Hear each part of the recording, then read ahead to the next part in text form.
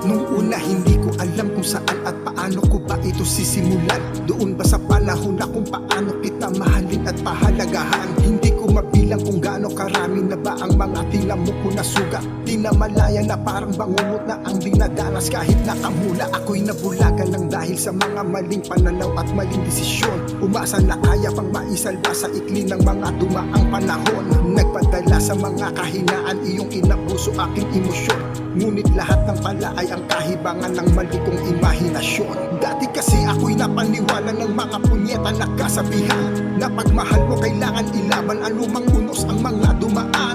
Bakit kasi ako ay naniwala na pagmahal mo ay walang dahilan para sukuan ang mga pagsubok na kala ko'y laging merong paraan. Hindi ganito mga pinangarap ko noon bago ko lahat to binuo. Hindi ganito ang mga inaasahan na kahihinatnan ko sa'yo. Hindi ganito, hindi ko lubos na maisip kung ba't ka nagkaganito.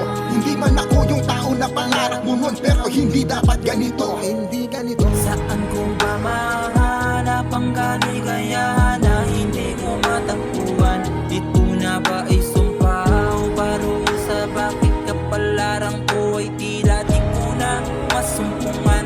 Luha ang aking tugon sa sakit na tinamasa, para bang wala ng katapusan. Kailan makakawala sa sakit at pait? Dinulot sa'kin ang kapalaran na isang sumpa. Ngayon sabihin mo,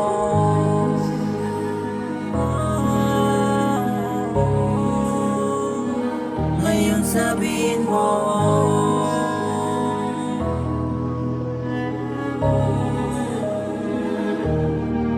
Madilim na silid, tila ba nakakulong sa kawalan na para ba nakakandado at di na ako makalaya.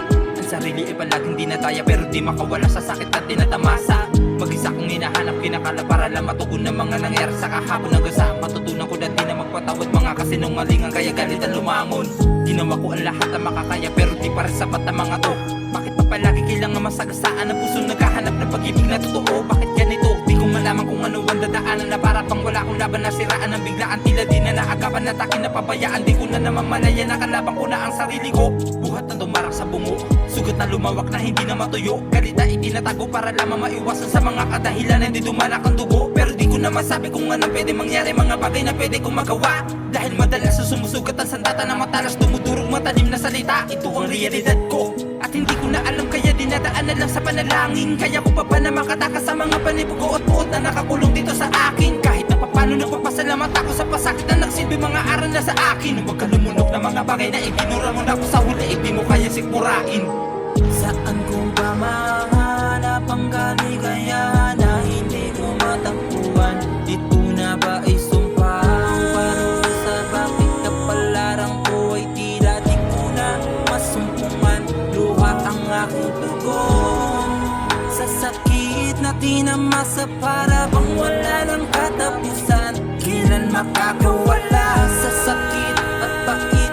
Dinulot sa'kin ang kapalaran na isang sumpa. Ngayon sabihin mo,